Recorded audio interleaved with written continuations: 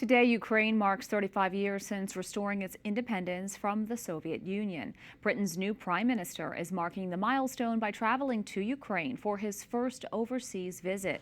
Prime Minister Andy Burnham is in Kyiv today, meeting with President Volodymyr Zelensky and co-chairing a meeting of the Coalition of the Willing.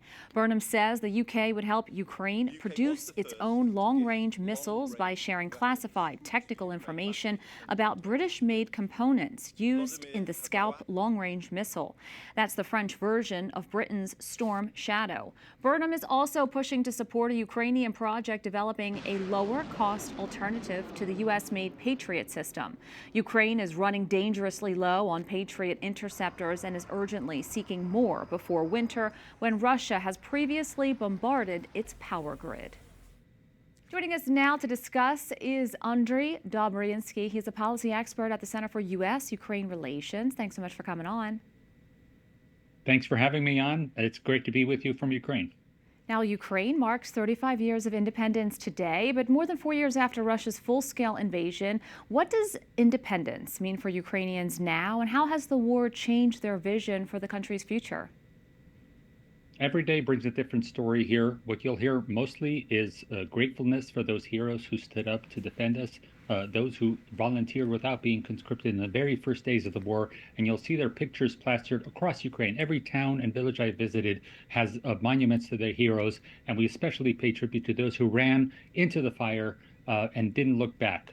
That's the main message, especially here in the central square of Ukraine, where you see so many personal messages left and pinned up by regular Ukrainians about the heroes they've lost over the 4 years. What does Prime Minister Burnham's decision to make Ukraine his first overseas destination reveal about Britain's priorities under its new government, and what message does it send to Russia? Well, first of all, there was a lot of crowing by Russia that they had pushed out Keir Starmer, and another person had taken the lead in England, and perhaps he wouldn't be as open to Ukraine.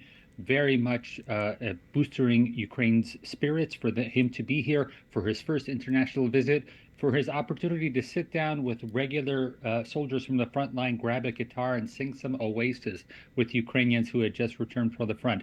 That is the kind of spirit that unites these two countries. That is why President Zelensky created a special recognition for the United Kingdom, that he honored the premier today.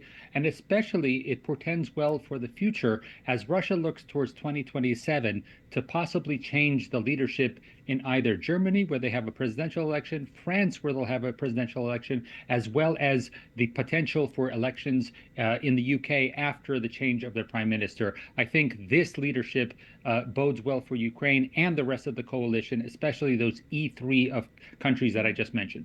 A lot can change for Europe currently. Now, Britain is clearing the way for Ukraine to produce Scalp long-range missiles locally. Why is this so significant? You know, I look back to 2023 when everybody was talking about tanks and who was going to give Ukraine the latest line of tanks.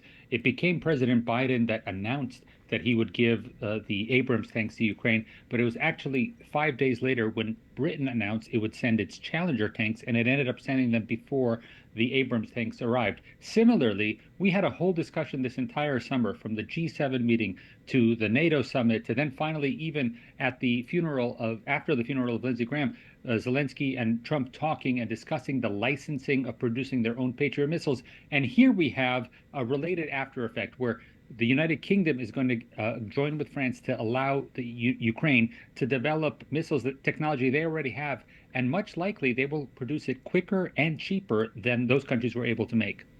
There are now calls from inside the country for elections, even while the war continues. How do you see that debate playing out? Well, we especially heard it after the latest change in government. President Zelensky named the new prime minister that the Verkhovna Rada, the parliament, put in place. The last person to be put in place was the new defense minister. That outgoing defense minister is now going to work in the private sector. He's very good friends with Elon Musk. And on his way out the door, he called for national elections. And the interesting thing was that the movement on the streets that were asking for those changes in the government, the change of government, that ceased to happen as soon as we heard the words from the former defense minister that there should be elections, and he started talking things politically. It's very clear that the people want a just end to the war, and then after that, they will figure out a way of having elections. So much to discuss on this milestone from the past and, of course, the future. Andrij Dobriansky, thank you so much. Thanks so much.